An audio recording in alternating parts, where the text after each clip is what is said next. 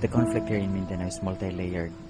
It's complex in a sense because there is this conflict between the MILF and the military, coupled with the conflict of families, coupled with conflict of communities, coupled with the perception of Muslim and Christians. It's really a mix of different conflicts, but what is visible is the conflict. It's this exchange of gunfires. That's the only thing that's visible.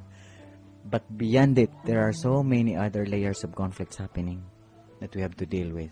I observe mother and fathers who are hopeless, who are just in their evacuation center, puzzled and thinking where to get food for their children for the next meal.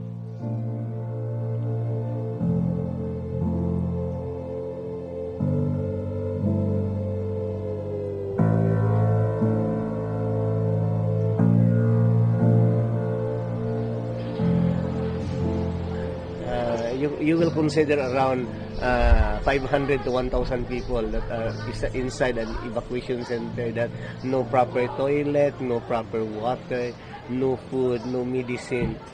That's the problem. In the evacuation camp, we can find many casualties.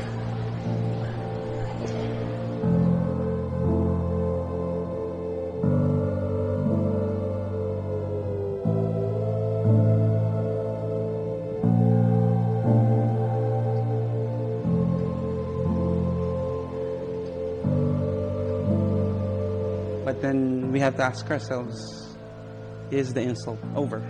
Is the conflict over? And so far, it's not. And some people are rebuilding houses.